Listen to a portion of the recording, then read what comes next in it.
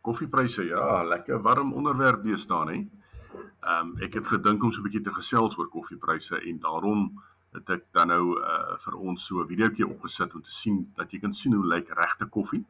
Dis dan nou die koffie wat jy weekliks vars kan koop um, by jou plaaslike verspreider van koffiebone. So hier's 'n dametjie besig om in 'n boord 'n lekker vars koffie te pluk.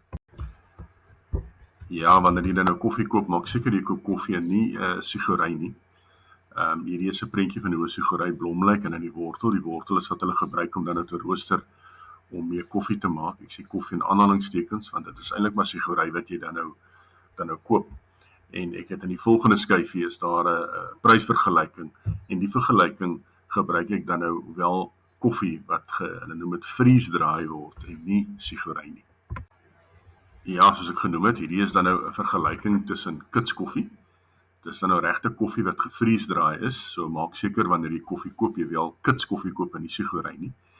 En ek het dan die ander gedeelte is dan nou vars koffie, dit wat jy weekliks in bone aankoop by jou plaaslike verspreider van lekker vars koffie.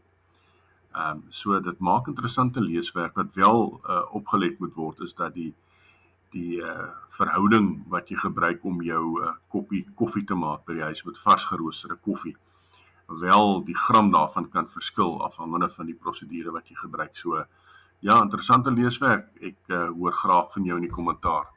Ek hoop jy het 'n baie geseënde dag.